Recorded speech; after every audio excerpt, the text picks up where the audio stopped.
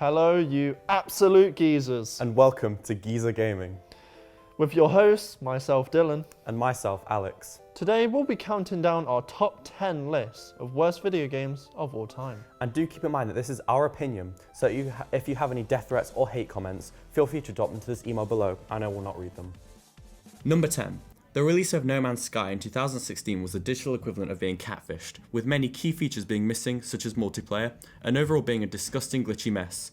However, it has cleaned up its act over the past couple of years with 3 updates, which saves it from being lower on this list. Number 9. With the tragic death of Club Penguin feeling like just yesterday, putting this game in this list does hurt a little. However, Club Penguin Game Day was just not enjoyable at all, and while it may not be as bad as the other games on this list, the way it disgraced the legendary Club Penguin is unforgivable. Blow it out your ass. Well, one thing is for sure, this game definitely seems like it came out of someone's ass. From a boring story to a repetitive gameplay experience, this 4th installment to the Duke Nukem franchise left a lot to be desired for dedicated fans. The game was released in 2011 and therefore was up against a huge competition in the video game industry. Games such as Skyrim, Portal 2 and LA Noire took the spotlights. Number 7.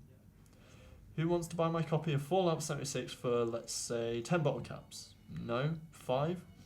This game was a disaster upon release, shocking many fans with the laughable bugs and its boring online-only feature. A number of fans argued Fallout is a series meant for single-player action and were disappointed when met with other players rather than AIs. Man, these terrible games, they're making me want to live in a post-apocalyptic world. Better start collecting those bottle caps. Number 6. The Tony Hawk series overall is, to put it simply, very, very fun. However, Tony Hawk's Pro Skater 5, known for its rushed release due to licensing issues and subsequent bugs, glitches and overall shit graphics, had gamers wanting to kickflip off of a cliff. Number 5. The Walking Dead Survival Instinct is a walking disaster. Many called the combat unplayable and the graphics pure ugly compared to other games released around the same time. The terrible grapple situations when you get close to a zombie prevent you from enjoying the game, especially when there are huge packs of walkers around every corner, and no, I'm not on about the crisps. Number 4. Terminator Resistance is hopefully one thing that won't be back. This game received very little positive feedback and did relatively poor upon release. The game did not get publicised enough, many people not even aware the game was coming out. Riddled with plot holes, a short story, buggy AI and god-awful voice acting, Terminator Resistance was the letdown for a 2019 game. Number 3. I am a huge Sonic fan.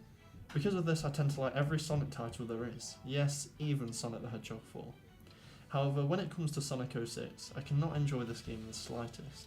The game was released in 2006 and yet despite it being 2020, the game is still filled to the brim with bugs. The game is virtually unplayable, and with the sheer will and determination, if you reach the end, you will be greatly disappointed with the ending. Bugs reach from clipping through levels, sticking to the top of speed loops, and homing attacks just outright not working. What's worse is, for a Sonic game, you don't even go that fast. Number 2. Another game hampered by licensing struggles, Superman 64, widely considered to be one of the worst games of all time, is known for its awful controls, graphics and gameplay, has been a kryptonite for many gamers, and not even Superman would be able to save them from this steaming pile of trash.